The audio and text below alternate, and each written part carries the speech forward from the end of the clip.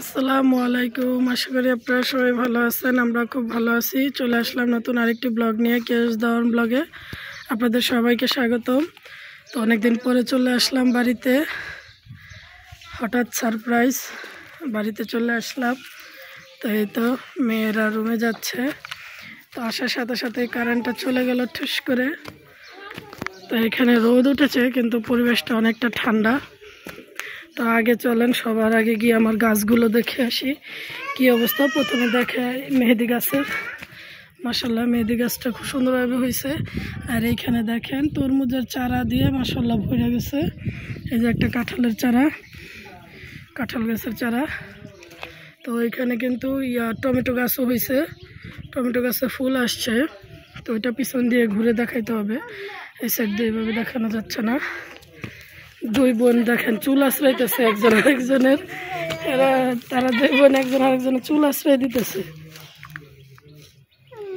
গাছগুলো দেখে আসি, পাকা পাকা নাকি মরিচ ধরেছে লাল লাল। ও তাই তো, সত্যি তো অনেক পাকা পাকা মরিচ ধরছে, কত সুন্দর দেখেন, মাশাল্লাহ মাশাল্লাহ। আবার এই যে নতুন মরিচের কিন্তু অনেক ফুল হয়েছে আলহামদুলিল্লাহ, অনেকগুলো গাছ হয়েছে। এই যে দুন্দুল গাছ বাড়তেছে, বেগুন গাছে ফুল আসছিল, ফুল আছে আছে আছে, এই বেগুন ধরবে। তো বেগুন গাছে নাকি পোকা ধরছিল, তো বেগুন গাছটা একটু সার দেওয়া দরকার, পোকানাশক। এখান থেকে মনে হয় মরিচ খাইছে কাকি এই গাছটা থেকে। তারপরে দেখেন কত টসটসে লাল মরিচ, অসাধারণ অসাধারণ মাশাল্লাহ। এই যে নতুন মরিচ ধরছে, এটা হলো সাদা কালার একটা। এই যে মরিচ ধরছে নতুন নতুন কিছু, আরও ফুল আসছে। তো অনেকগুলো মরিচ গাছ হয়েছে। এই দেখেন পেঁপে গাছ, এটা তো দুন্দুল গাছ। পেঁপে গাছে কিন্তু অনেকগুলো চারা, এগুলা কিন্তু সেই বরিশাল ভোলা থেকে আনা সেই পেঁপে গাছের চারা। এই যে পেঁপে খেয়ে যে আমরা ফেলেছিলাম সেগুলা এইখানেও দিছে, এইখানেও। আর আমাদের ডাব গাছে কিন্তু বড় বড় নারকেলগুলো পাড়ার পরে দুইটা ডাব রয়ে গেছে, এই দেখেন। তো গাছগুলো তো মাশাল্লাহ খুব ভালোই আছে আলহামদুলিল্লাহ। তো গাছে পানি এখন আপাতত দিতে হচ্ছে না। আর এই যে আম গাছ মাশাল্লাহ দিলে, আম গাছটাও তো ভালো হয়েছে। সিনা বাবা, সিনা বাবা কাকা, এই যে আম গাছটা তো ওই যে দুন্দুল গাছ পেঁচে গেছে, আম গাছটা সরাই একটু ফাঁকা জায়গায় লাগাই বলে তো। এই যে দুই বোন একজন আরেকজনের চুল আঁচড়ানোর জন্য পিছু পিছু ঘুরতেছে। দোলনা এখন রোদ আম্মু, ওই দোলনা এখন অনেক রোদ বাইরে, রোদে তোমার শরীরে কিন্তু ফসকা পড়ে যাবে, ফসকা। দোলনা নামিয়ে দিচ্ছে। দেখেন গাছটা বৃষ্টিতে একদম গাছ পরিষ্কার হয়ে গেছে, সবুজ কালার।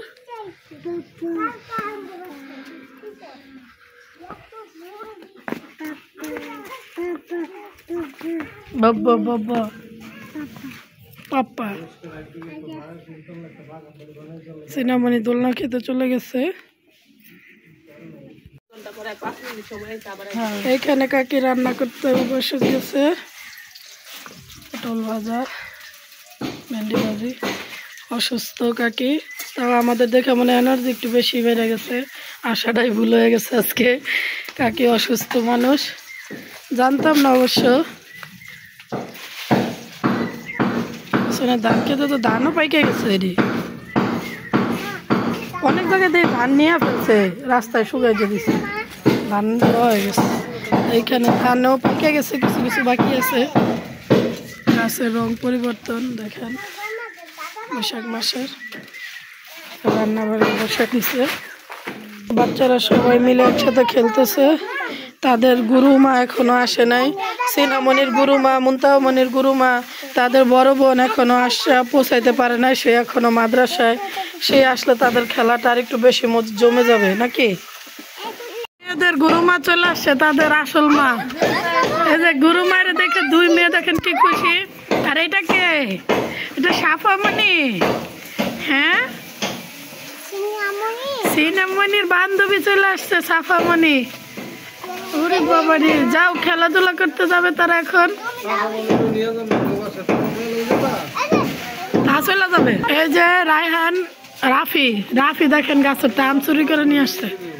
হ্যাঁ রাফিরা বলবে মানুষ কি বলবে। হ্যাঁ ও আবার এটা ফ্যাশন শো করে দেখাইতেছে। এ হুজুর এলো চোর, হুজুরে চুরি করে আনছে, আরেক হুজুরে বয়ে বয়ে খাইতেও আছে চুরি করে আম। চলেন আপনাদেরকে একটা জিনিস দেখাই, অনেক ছোটবেলার একটা জিনিস। তখন আমি ক্লাস 9-এ পড়ি, তখনকার একটা লেহেঙ্গা, অনেক বয়স হয়ে গেছে লেহেঙ্গাটার, কিন্তু আমি হাতে গোনা এই লেহেঙ্গাটা মাত্র কয়দিন, হয়তো 2-3টা ওকেশনে পড়ছিলাম, এছাড়া আমি আর পড়ি নাই। এই তো এটা হচ্ছে লেহেঙ্গার নিচের পার্ট, খুবই খুবই ওজন, পুরোটা স্টোন তো তাই। আর এই হচ্ছে আমার লেহেঙ্গাটার নিচের পার্ট, উপরের পার্ট দেখেন। লেহেঙ্গাটার বয়স প্রায় আজকে কয় বছর হবে, 10 বছরের কাছাকাছি হয়ে গেছে, 10 বছরই কাছাকাছি না। এই যে লেহেঙ্গাটার উপরের পার্ট, তখন যা চমৎকার লাগতো এটা, এখনও এটা আমার অনেক ফেভারিট। এই যে এটার নিচের পার্ট আপনাদের দেখা একটু সরিয়ে, পুরো গর্জিয়াস, আপনার খয়েরির ভিতরে হচ্ছে অফ হোয়াইট, তো কাজটাই তো আমার খুব ফেভারিট একটা লেহেঙ্গা। তো আমি কখনো লেহেঙ্গা পরছি নর্মালটা, তো যখন আমি 8-এ আপনার জেএসসি পরীক্ষায় প্লাস পেয়েছিলাম, তখন আম্মুর কাছে বলছিলাম, তখন এটা কিনে দিয়েছিল। তো এখনও সেটা আম্মু সেরকম সাবধানে রেখে দিয়েছে। তো এটার ওড়নাটাও খুবই গর্জিয়াস, দেখাই আপনাদের। এই যে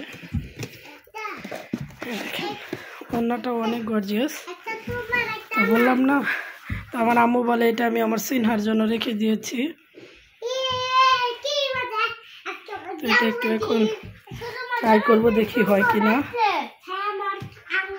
পরে নিলাম আমার ফেভারিট সেই লেহেঙ্গাটা, তো আমার খুবই খুবই খুবই একটা ফেভারিট এই লেহেঙ্গাটা। এই যে এটার ওড়না, এই ওড়নাটা এত গর্জিয়াস, আর সেই সময় আমার এটা খুবই পছন্দ ছিল, এখনও আমার খুবই পছন্দ। বললাম না, হাতে গোনা জাস্ট 3 দিন হয়তো পরছি, এছাড়া আর পরি নাই। তো বিয়ের পরে তো আর প্রয়োজনও পড়ে নাই, বিয়ের আগে কিনছিলাম। তো আমার খুব ফেভারিট একটা জিনিস ছিল এটা, তো আজকে পরে আমার খুবই ভালো লাগছে, ছোটো দিনের কথা মনে পড়ে গেল। তো উপরের পার্টটা একটু শর্ট হয়ে গেছে, কাপড় আছে ভিতরে, চাইলে আমি ওটা বাড়ায় নিতে পারি।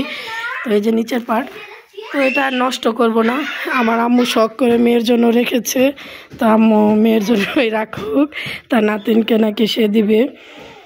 তো সেই সময় প্রায় অনেকটা কষ্ট দিয়ে কিনছিলাম, তো সেই সময় যে টাকা দিয়ে কিনছি সেই টাকা দিয়ে এখন এরকম স্টোন এত ভারী কাজওয়ালা লেহেঙ্গা পাওয়া একদম অসম্ভব।